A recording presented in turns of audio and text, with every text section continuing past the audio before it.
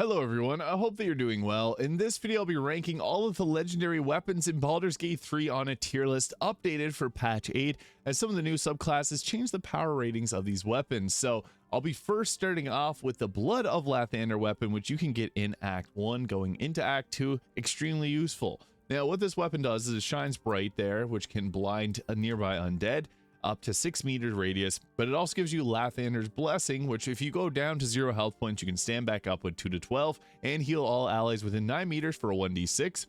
And then again, that 6 meter radius shining light, which can blind nearby fiends and undead unless they succeed on a Constitution saving throw.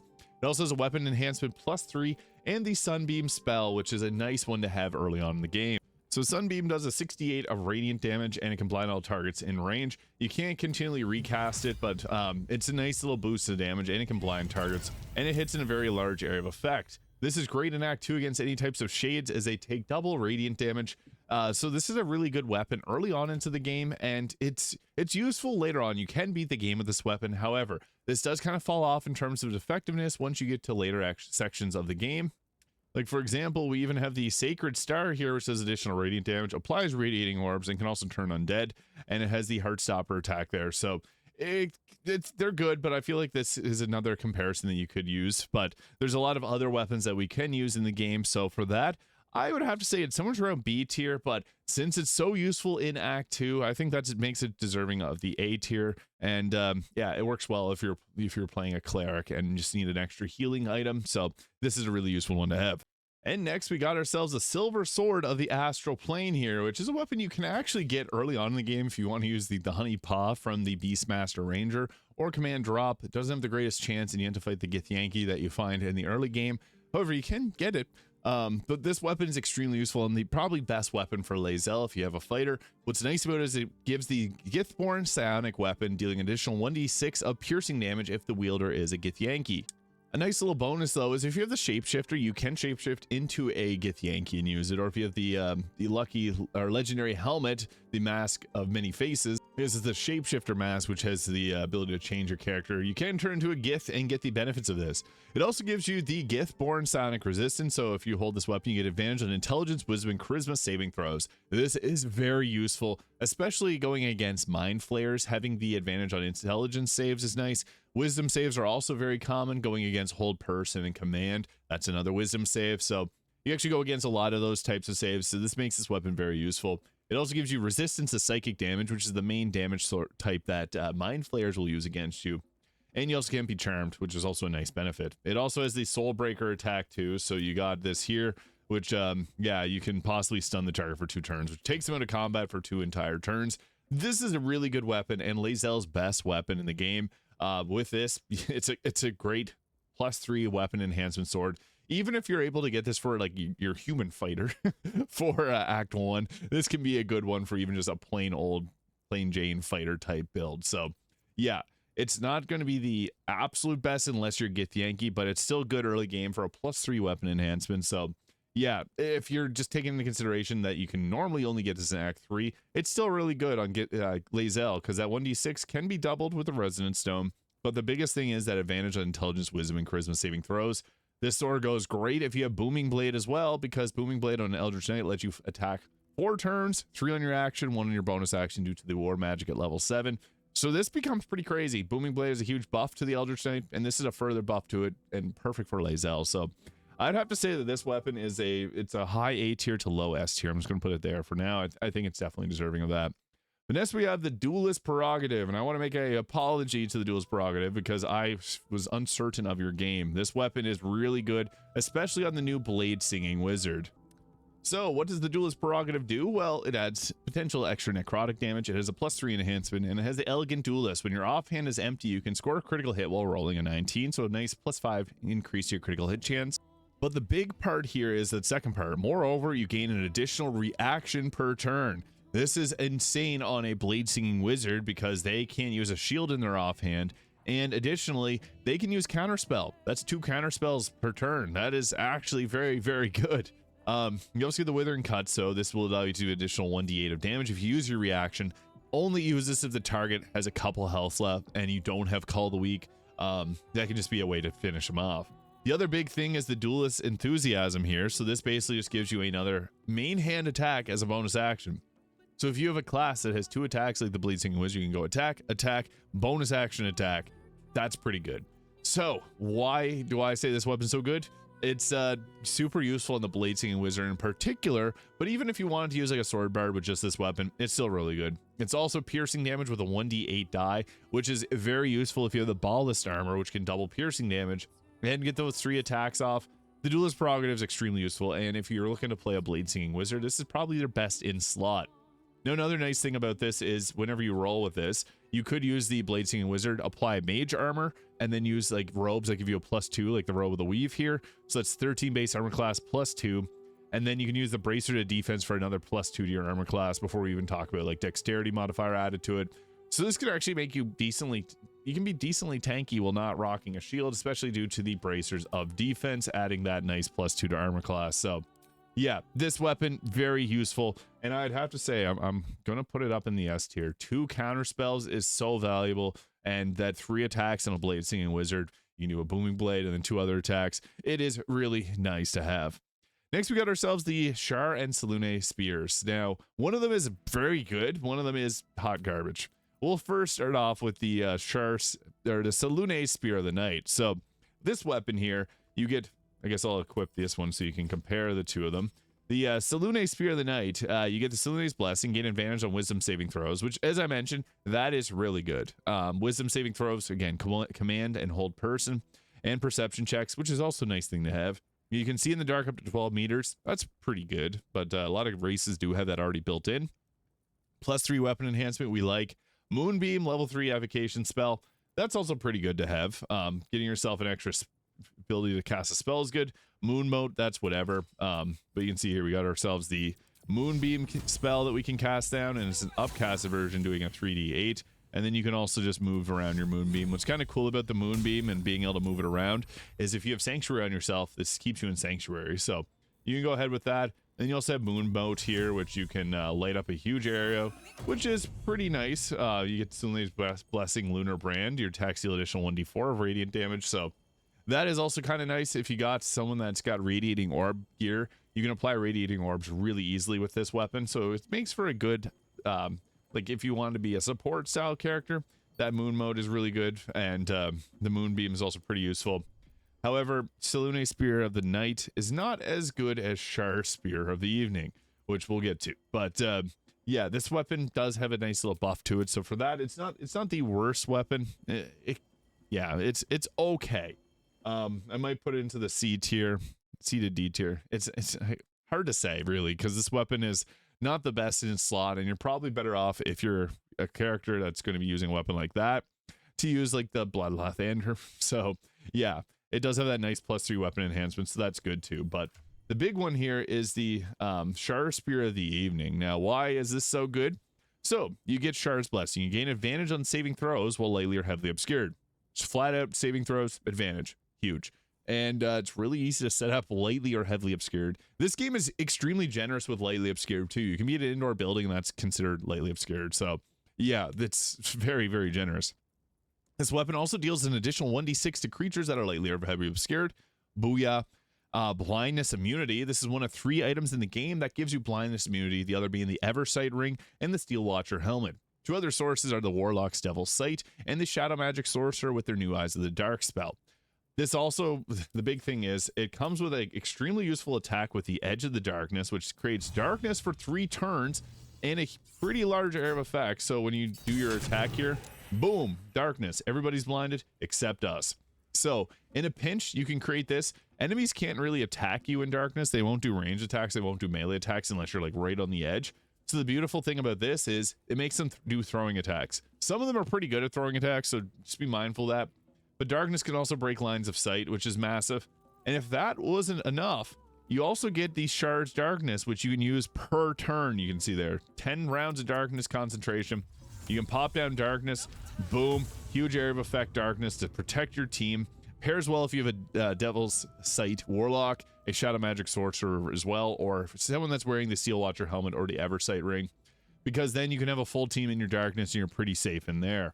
Now, the beautiful thing again, being able to cast this multiple times per turn, getting a weapon action that creates darkness, and being immune to blindness yourself. This is honestly one of the best weapons in the game, to the point I don't like to include it in builds because it's seriously too overpowered. So of all the weapons here, I would say this is probably the absolute best that we've covered thus far, because it's just insane with the amount of damage that you can put out, being able to get advantage in your saving throw. Yeah, you can do so much with this weapon. So yeah, it's deserving of the S tier slot. Next, we got ourselves, I know this is not a weapon per se, but for monks, this is how they get their damage, so I'm going to include it with the Gloves of Soul Catching. Now, what's nice about the Gloves of Soul Catching is that it's an additional 1d10 of force damage to unarmed attacks. Monks do flurry of blows. They go boom, boom, 2 punches. That's an extra 2 to 20 force damage on your weapon attacks. That's massive. Once per turn on an unarmed hit, you regain 10 health points. This doesn't require an action or a bonus action. If you do a punch, you can get 10 health back. Alternatively, you can forego healing to gain advantage on attack rolls and saving throws until the end of your next turn. This is also really good because saving throws, again, getting advantage on that, super useful for survivability. And if that wasn't enough, it gives you a +2 to your constitution up to 20. So perfect on a monk. This is one of the best, probably the best piece of gear for a monk. And again, I'm calling this a weapon, even though it is an armor slot, because they deal damage with it, and it does a potential 20 force damage. So that in itself is really good. So for the Gloves of Soul Catching, it's the best in slot for a monk. I'd have to say S tier. Yeah, this is a tough one. Yeah, I don't want to put everything up in the S tier. I'm going to put it in the A tier.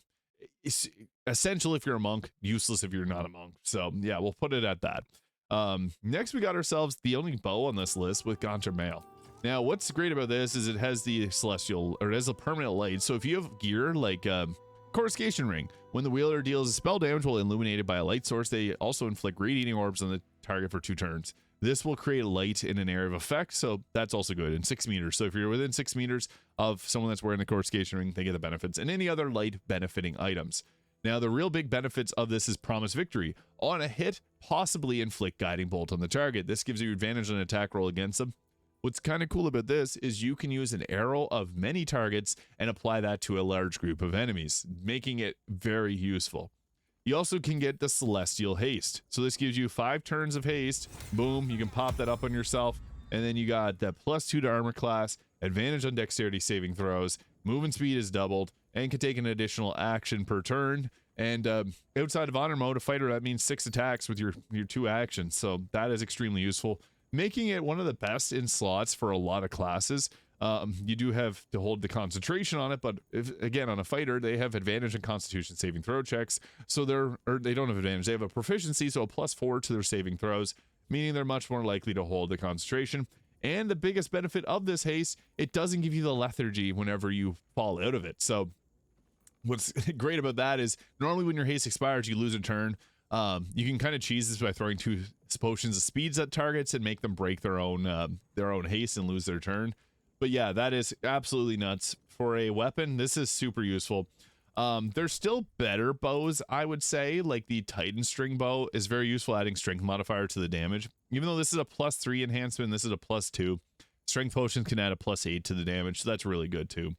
Also, the hand crossbows are great. The Dead Shot is great on someone that doesn't use bows because it'll increase your critical hit chance. And then also the Hellrider Longbow gives a +3 to initiative, which is massive in a game that uses a 1d4 for its initiative. So it's not the absolute best bow, but I mean, it's got a spot for everyone. So I really like Gontr Mael though. That haste is super, super useful. Put it on a fighter. I don't want to throw everything on the S tier, but we're going to say probably high A tier to S tier. I mean, there's no other bow on this list, so I can't just say it could be S tier. Hard to quantify that. I'm going to clean up this list near the end of the video. But next, we got the Balduran Giantslayer.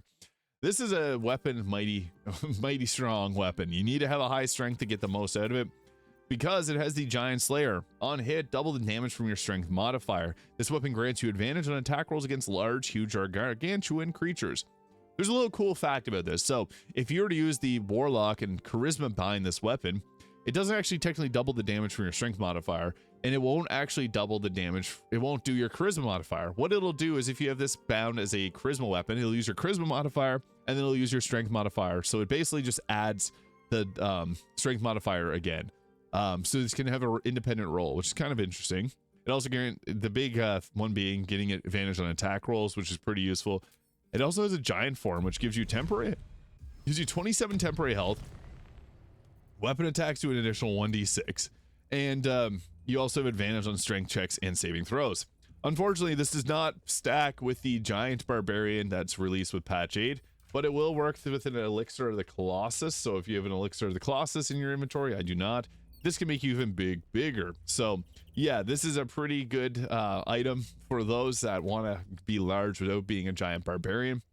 What's also cool about the giant barbarian is they can throw this weapon as their bound weapon, because it'll apply the thrown property to it, so you don't use a 1d4. Normally, if you throw the Balduran Giantslayer, it's not that strong of a throwing weapon, so there's almost no point in throwing it, because it's not going to do a whole lot of damage. I'll show you here. Boom, 0 damage. Will took no damage. This big honking blade getting thrown at you and doesn't even hurt. Yeah, that's weird. And Scratch even wanted to collect it. He thought it was a stick because it can't be thrown very well until you use the giant barbarian. So yeah, the Balduran Giantslayer is very strong in itself. It has the +3 enhancement. It's the best greatsword in the game.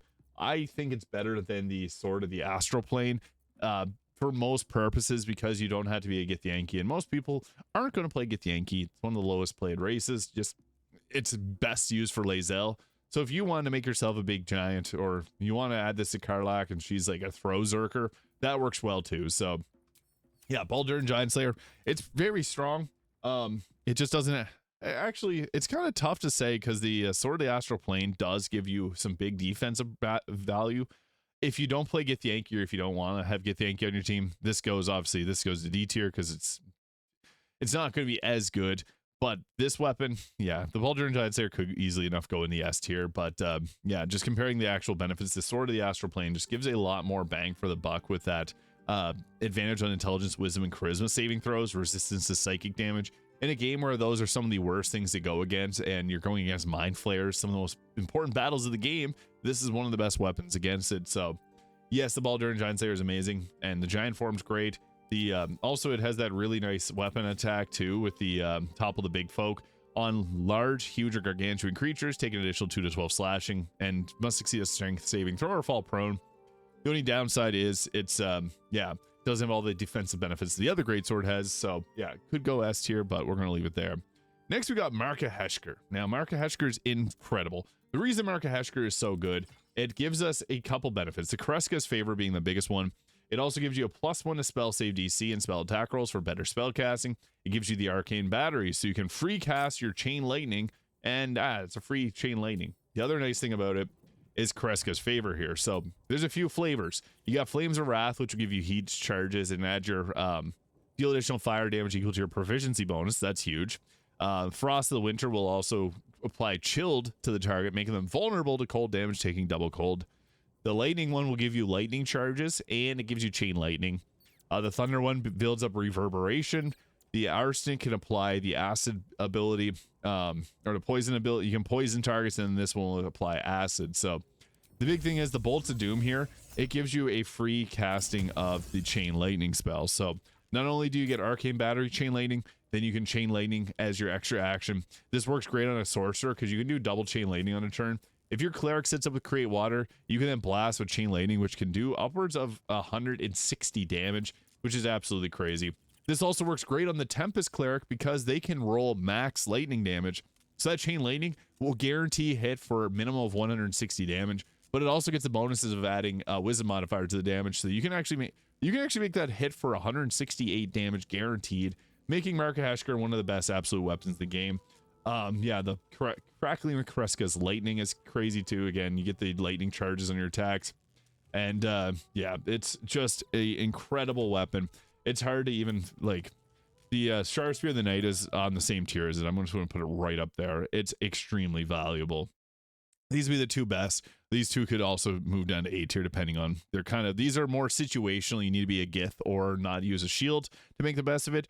But here's a weapon that is actually really crazy with Nyrulna. Now, this is the best in slot. I'm actually going to show a little trick. So if you have a weapon that you don't want, and you want Nyrulna to be your weapon, just throw it. So you can throw it. It's going to create a big boom clap there, and then it's in your hands. So this is great if you need to swap off your weapon at any point. You want to grab Nyrulna. Let's say you used up your weapon actions and you want to swap it out, because Nyrulna has like the Zephyr Flash and the Zephyr Break here, which can clear clouds, push back creatures 5 meters, and deal thunder damage. And this will make you rush forward and possibly inflict bleeding. The weapon's also cool. It has cool lore. Everything about Nyrulna is awesome. But this is the dream weapon for throwers. Previously, or earlier in the game, you got the returning pike. But this adds additional thunder damage, a 3 to 12 thunder damage, a 6-meter blast around the target. So you can throw this, hit a bunch of targets with it. You get a +3 bonus to movement speed and jump distance. It also gives you immunity to fall damage. You have a 6-meter glowing. So again, like some of the other gear, like the coruscation ring that benefit from someone having a glowing weapon, this will work. It gives you the +3 weapon enhancement. It's the best throwing weapon in the game. It can work on anyone. You can give this to your Eldritch Knight. You can give this to your Throw Zerker because it automatically returns to your hand. Yeah, this weapon is seriously too good. So with that, Nyrulna is S tier, and I'm going to put it right with the greats. It's kind of leaning more towards it has to be a thematic build, but even if you're not using a throwing build, you can get the benefit of it because it's going to return to your hand. So that's good in itself. And it has that explosion in the area effect. Obviously, Tavern Brawler boosts this up a lot, so you can double your strength modifier. So if you have a strength potion, it's a +16, which is added to the attack and damage rolls, which is nuts. So there's also rings and gloves that'll boost up throwing damage even further. So yeah, it's the best throwing weapon in the game by far, but it's also good if you just want to use a normal weapon here. It's got this huge area effect blast doing 66 thunder damage. There's so much good stuff to say about Nyrulna. So yeah, it's very deserving of the S tier. Next, we got the Devotee's Mace. Now, this is a weapon that you get by the Arm Thy Servant, the Divine Intervention from the Cleric. It's a good weapon, mainly because it gives a additional 1d8 of radiant damage on your attacks. This is actually best added to a Paladin, believe it or not. It's a mace weapon, so it does 1d6 of damage. And it also has the Healing Incense aura, which is okay at best. It does a 1d4 of healing every single turn after this turn for 10 turns. Yeah, that's good, but it's only a 1d4. It can go good if you have like the Hellrider, the gloves that add Blade Ward to everyone. But yeah, it's just an okay healing aura. Kind of disappointing. I'd rather use some of the other items that you get from it. So yeah, while it is decent, it's not good enough to save it from the lower tiers. So I'm going to put it probably somewhere in the B to C tier. The biggest saving grace is it's got that 1d8 of radiant damage. So if you have radiating orb gear, this is going to proc it really easily. You could actually make a fighter spectre in radiating orb gear using this weapon. So I mean, it's kind of cool. It's one of the easiest. It is the easiest legendary weapon in the game to get because you can literally just respec a hireling and get them to level up and get it, or you can use really any of your characters to become a cleric and get that. So yeah, it's okay. And finally, we got ourselves the Orin Dagger. So we'll start off first, the Crimson Mischief. The Crimson Mischief is really nice. This is a short sword, not to be confused with a dagger because it looks like one. It does additional piercing damage, and it does additional 1d4 piercing against targets with 50% of their health or less. +2 weapon enhancement, not a +3. And it gets the Redeeming Savagery when it's in the main hand. When you make an attack with advantage, the target takes additional 7 piercing. If you have the Duellist armor, this increases that 7 to a 14, so that's kind of nice.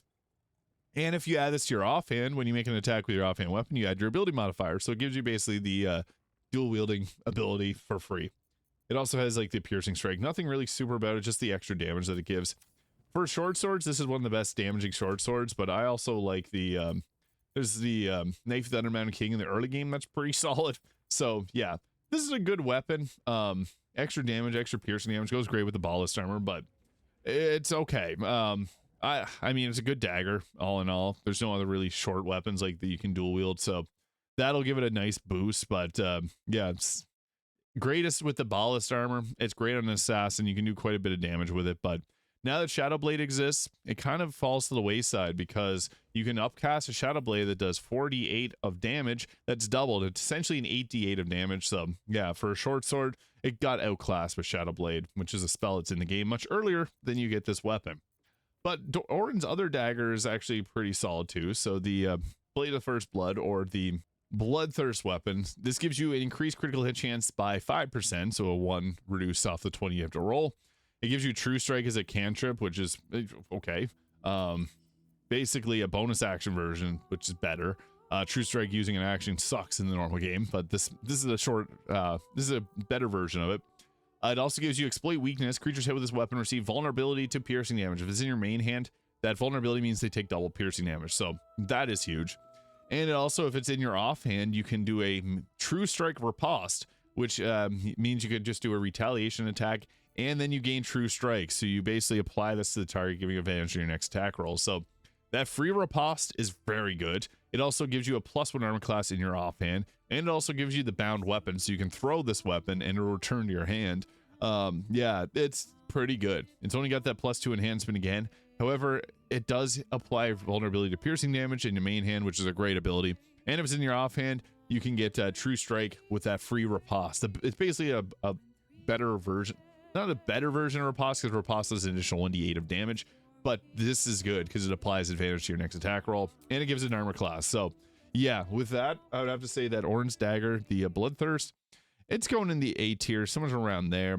So yeah, I guess to break it down, the Shar Spear, the Evening, I think is one of the best weapons in the game. Darkness is just so useful, and how this can apply it with an attack or a spell that you can cast every turn, and then you also get advantage on all saving throws and deal an additional 1d6 of damage within the darkness zone. Yeah, it's crazy. Markoheshkir, the best spell casting staff in the game, getting Kreska's favor, super useful. Nyrulna, the best throwing weapon. This kind of blurs the line because you can use this on a melee attacker, but these other two are a bit more limited because you have to be a Githyanki to get the full value of the Silver Sword of the Astral Plane, and you got to use nothing in your offhand to get the true value of the Duelist Prerogative. Now, another thing about the Duelist Prerogative is the Blade-Seeing Wizard can actually equip a weapon in their offhand, like the Dolor Amaris Dagger, which adds an additional 7 damage on a critical hit. So that is another option you got. If you don't want to use something like this, there is weapons you can put in your offhand. So it does end up being a bit of an opportunity cost to use this weapon, but it's still, that extra counterspell makes a huge difference. Orange Daggers are good, but Shadowblade kind of outdoes them in terms of small weapons. Balduran Giantslayer, great weapon. This could easily go up into the S tier, but I feel like the Sword of the Astral Plane brings more value in terms of defensiveness, with the ignoring or being resistant to psychic damage, getting advantage on your mental saves. This could also be an S tier weapon. I actually might throw that there because that free haste is seriously so good. And it doesn't break you and give you lethargy if you lose a concentration, so that's good. The gloves, the soul catching, could also be an S tier weapon, but it's not truly a weapon. It's again limited by you have to be a monk, and outside of that, it's not going to be that useful. It does give a +2 to Constitution though, which is nice. Then we also got the Blood Lathander. It could even go like B tier. It's just really useful when you get to Act 2. We got the Crimson Dagger, the Devotee's Mace. The 1d8 rating damage is nice, but the healing aura is just okay. And then Shar's Spear, which is it's an okay spear, but it just pales in comparison to the Shar Spear. So Selune, you tried, but the spear isn't as good as the other one. So yeah, those are the best legendary weapons ranked in Baldur's Gate 3 on a tier list. If you have any comments, feel free to leave them below. I'm always happy to read them and hear other people's experiences with these weapons. And again, this was updated for patch 8, so just let me know your thoughts in the comments. Hit the subscribe button below if you haven't already. Have yourself a great day, and we'll see y'all in the next one.